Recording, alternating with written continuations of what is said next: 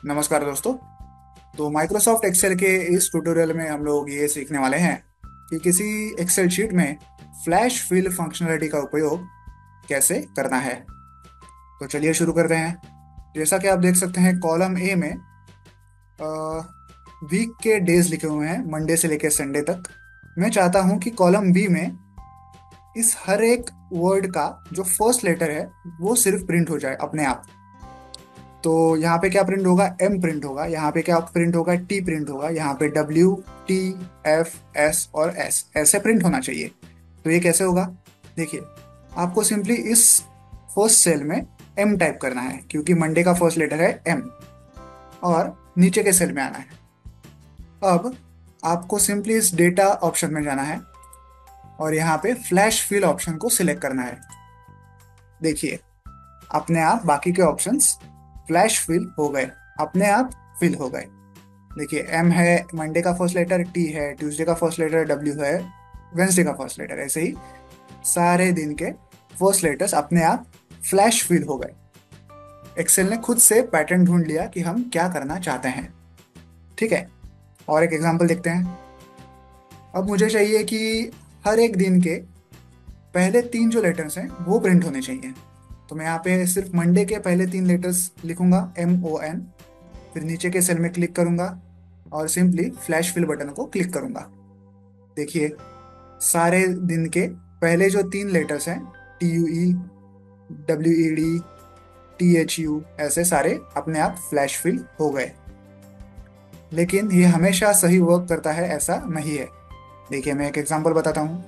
अब मुझे करना ये है कि ये जो दिन लिखे हुए हैं इनके लास्ट के फोर जो लेटर्स हैं वो मुझे प्रिंट करने हैं। लास्ट के फोर लेटर कौन से हैं? NDAY। मंडे के लास्ट फोर लेटर्स हैं, तो वो मैंने यहाँ पे टाइप किए। फिर मैं यहाँ पे नीचे क्लिक कर रहा हूँ और फ्लैश फिल को सिलेक्ट कर रहा हूँ। तो क्या ये सही है? हमें तो सिर्फ चार ही लेटर्स चाहिए थे, यहाँ पे पांच हैं, कई जगह छह हैं।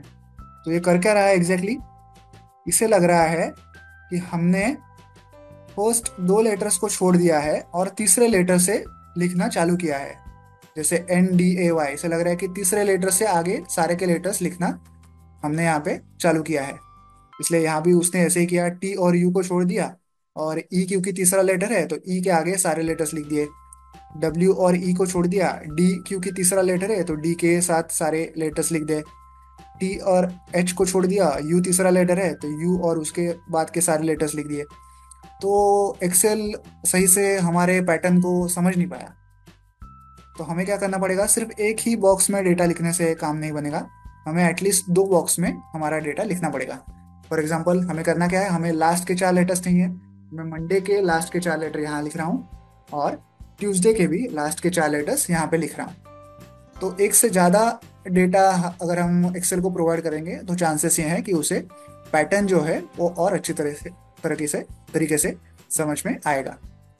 ओके, हमने दो डेटा लिख लिए हैं। हम तीसरे सेल में क्लिक करेंगे और सिंपली यहाँ पे फ्लैश फिल को क्लिक करेंगे। अब देखिए, अब रिजल्ट जो है वो सही है।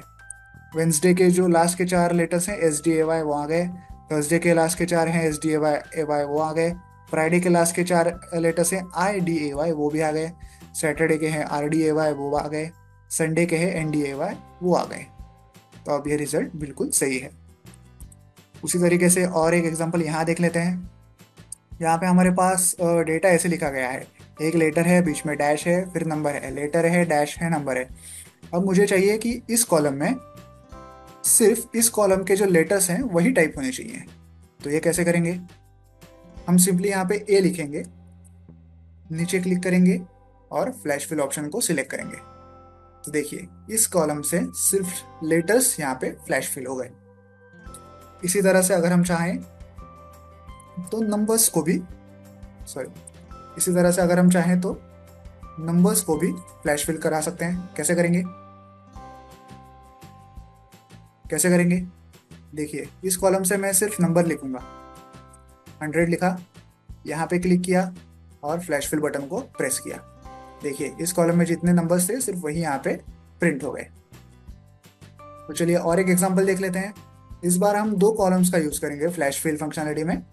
एक कॉलम में आप देख सकते हैं कि A1 B1 C1 D1 ऐसा डेटा लिखा हुआ है, और दूसरे कॉलम में A2 B2 C2 D2 ऐसा डेटा लिखा हुआ है। अब मुझे यहाँ पे क्या चाहिए, इस कॉलम में मुझे चाहिए A1 - A2। इस फॉर्मेट में मुझे डेटा चाहिए। सॉरी, इक्वल टू नहीं लिखना है, सॉरी, इक्वल टू लिखेंगे तो फॉर्मूला हो जाएगा। मुझे चाहिए A1 - A2, A1 यहाँ से और A2 यहाँ से। ठीक है, और मैंने सिंपली यहाँ पे क्लिक किया और फ्लैश फिल बटन को क्लिक किया, तो देखिए उसने अपने आप फ्लैश फिल कर दिया B1 - B2 C1 - C2 ऐसे। तो आई होप आपको ये समझ आ गया होगा कि माइक्रोसॉफ्ट एक्सेल में फ्लैश फिल फंक्शनलिटी का उपयोग कैसे करना है। वीडियो को एंड तक देखने के लिए धन्यवाद। Thank you.